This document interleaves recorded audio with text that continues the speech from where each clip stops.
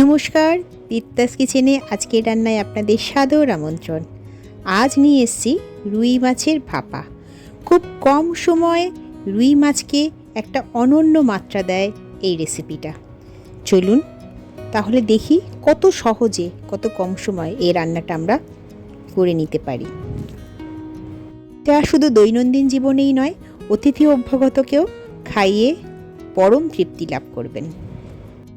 মোটে 4 থেকে 5টি উপকরণ ব্যবহার হয় এই রান্নাতে।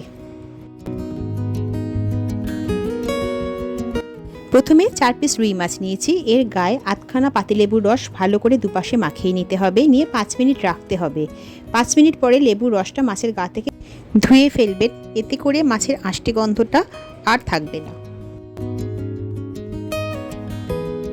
এরপরে বাটার জন্য নেব 2 চামচ কালো সর্ষে, 2 চামচ সাদা সর্ষে, 2 চামচ পোস্ত, 3 কোয়া রসুন নিয়েছি আমি, আর 3টি কাঁচা লঙ্কা। এগুলোকে অল্প জলে ভিজিয়ে বেশ শুকনো করে বাটতে হবে, বেশি জল যেন না হয়। 5 মিনিট পরে মাছের গা থেকে লেবুর রসটা পরিষ্কার করে নিয়ে হলুদ আর নুন মাখিয়ে এটিকে ম্যারিনেট করতে হবে 10 মিনিটের জন্য।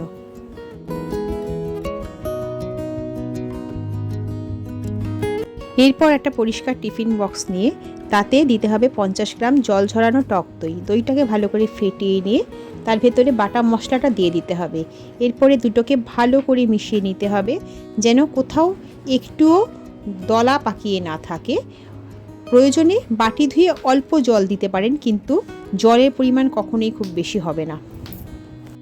দই এবং মশলা মাখানো হলে এরপর এতে দিতে হবে অল্প হলুদ, নুন এবং অল্প মিষ্টি, স্বাদ অনুযায়ী এটা দেবেন।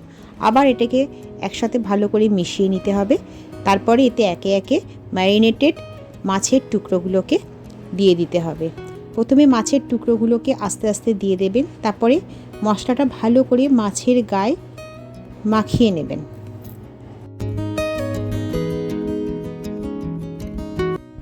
এক পাশে মশলা মাখানো হলে মাছটা 10 মিনিট ওই মশলার ভেতর রেখে দেবেন। তারপরে আবার উল্টে অপর দিকে ভালো করে মাখিয়ে নিতে হবে।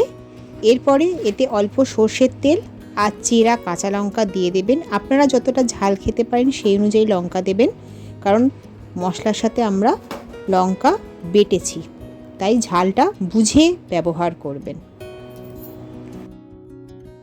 তবে আমি এখানে লঙ্কা গুঁড়ো ব্যবহার করিনি। যদি কেউ খুব বেশি ঝাল খেতে পছন্দ করেন, তাহলে প্রথমে যখন আমরা সর্ষে আর দইয়ের ভেতরে হলুদ, নুন এবং চিনি দিয়েছি, সেই সময় অল্প লঙ্কা গুঁড়ো ব্যবহার করতে পারেন।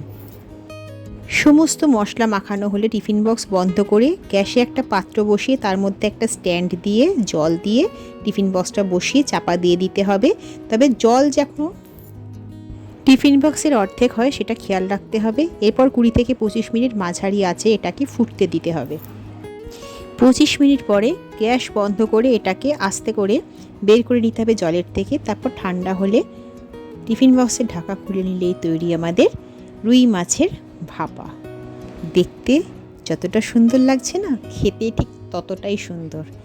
একঘেয়ে রুই মাছ খাওয়ার দিন শেষ। খুব অল্প সময় এই রান্নাটি বাড়িতে অবশ্যই তৈরি করে দেখবেন।